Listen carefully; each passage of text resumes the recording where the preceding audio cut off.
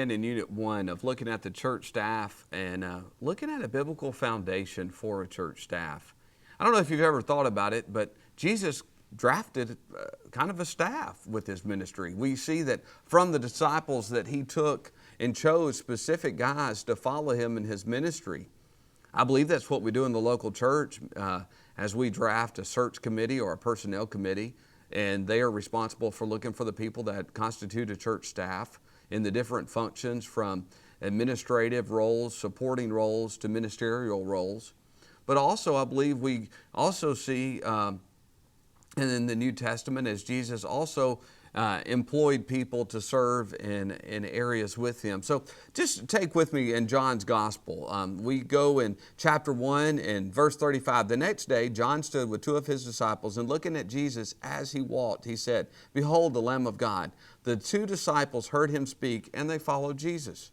In verse 40, one of the two who had heard John speak and followed him was Andrew, Simon Peter's brother. He first found his own brother Simon, said to him, "We have found the Messiah," and he brought him to Jesus. I don't know how often it is that you and I bring people to Jesus, but it's very important in our ministry as we lead that we too continue to bring people to Jesus so that they may truly know the Messiah in their lives. But also in verse 43, the following day Jesus wanted to go to Galilee. It's an interesting place. I got to be on the Sea of Galilee and in that area where Jesus did ministry, and it is just beautiful, and it's amazing when you start looking at where Jesus did ministry, how this would have been on the seashore, and how he would have been talking with fishermen and disciples along the way, and just common people like you and me. He found Philip and said to him, "Follow me." Now Philip was from Bethsaida, the city of Andrew and Peter. Philip found Nathanael and said to him, "We have found him whom Moses in the law and also the prophets wrote." It's a significant passage in John as well as in the other gospel accounts of Matthew, Mark, and Luke of looking at how Jesus talked with the disciples, how he interacted with the disciples, how he led them for 3 years in such a way that they could carry on ministry when he was not going to be there. For those of us called out by God that are going to serve on ministerial staffs or are currently already serving on ministerial staffs, most of us end up serving in more than one place. But even if we only serve in one place for our entire ministry, there's going to be people that are still there when God calls us home or God moves us to another location. And so it's very important, I believe, that we lead like Jesus, and that we're preparing the people God gives us charge over. God helps us lead, to be able to lead in our absence, to be able to carry the ministry on when we are not there. I believe that is one biblical foundation for us in this course, is figuring out how to lead people so there's not a vacuum of leadership from us, but yet there's a motivation to do more in our ministry leadership for Him. Another significant passage that people like to talk about when we think about delegating or branching out into how do we accomplish the different roles, or how do we get everything done in a given week or month or year in ministry.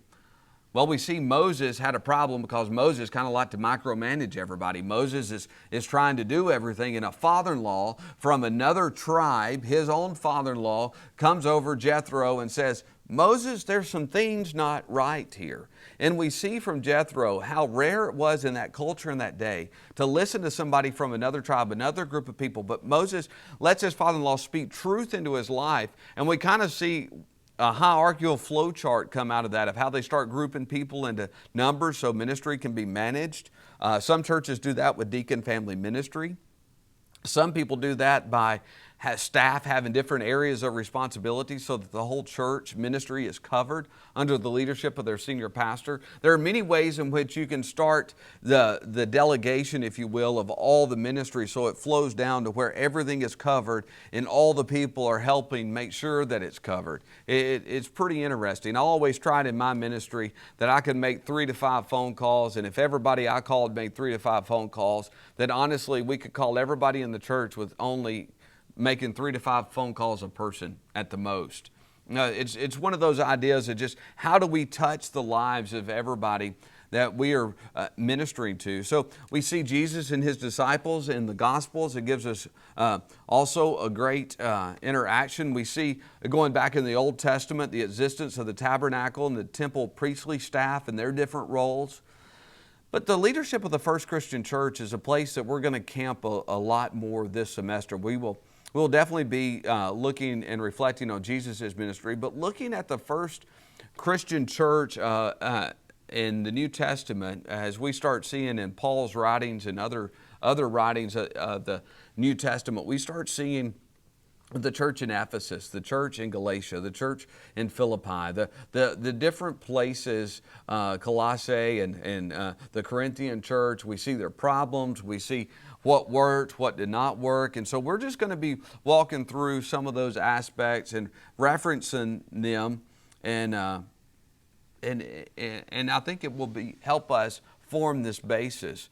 But one aspect that's pretty interesting is, did you know the term layperson was first used with Clement of Rome? So it has a long history of being used in the local church. It's one that's still used today pretty often. We continue with Tertullian talking about the layperson as a church leader. And so from the formative leaders under our church fathers, we find the use of many people coming together to serve. And so all the way through the Middle Ages up until the Reformation, we just see many aspects of engaging with the people, motivating the people. We see that with Wesley, we see that with Luther, and we see that with Anabaptist and lay leadership. There are many places in church history to where we can also pull to see that it's important for us as ministers not to just get so focused on doing what we do, but to bring people along with us in the church, the lay people, if you will, along to be equipped and do the work and the ministry as well. So we will need to spend a little time in this lesson and in this unit, and I hope you will walk through it and really meditate on it of what is professional clergy, what is a lay person, what is everybody's unique role, and how do they relate well to one another. You may think, Jody, that's kind of commonplace. I mean, that's not hard to do. I understand that. But in every church, it's a little unique and a little different. So if we would take some time as we get started and diving into this course to just settle within our mind what we think a lay person would constitute, what a lay minister may be, what a professional minister may be, a full-time, a bivocational, a marketplace. There's so many different terms. If we could just kind of work through what that looks like, because what we need to now do is, once we've settled what we think that means for us and our calling, our ministry, and the places we serve, it's then important for us to take that down to where we start thinking about, well, then what is the criteria for ministry? When we've settled with what the terms are that we're happy with, whether it's minister, whether it's elder, whether it's deacon, whether it's lay minister, whether it's a lay person, a volunteer, what does all that look like? And then we can start talking about criteria, a genuine sense of calling. Even as a volunteer that wants to rock babies on Sunday morning, do you have a sense of calling to rock babies? Why do you want to serve in preschool, children, youth, senior adults, college ministry, young adults, medium adults, family ministry? Where's your sense of calling? Okay, then we have to start unpacking. Even for a volunteer, do they need some training then to serve in that area of ministry? Some churches do this on a weekly basis. Some churches do it on a monthly basis. Some churches do it on a quarterly basis, an annual basis. But we have to be equipped. The Bible speaks to you and I being equipped to do ministry. And so how are we equipping people? Some people do formal training.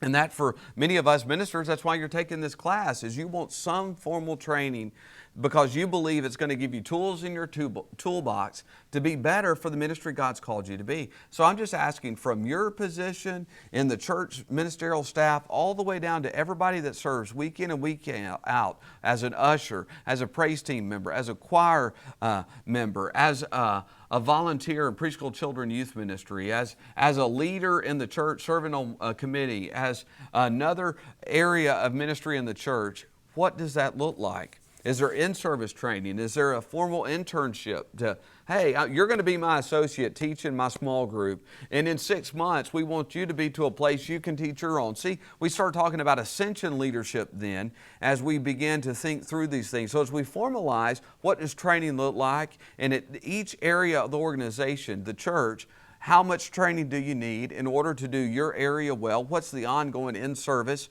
You know, many of our professions in the world have in-service training.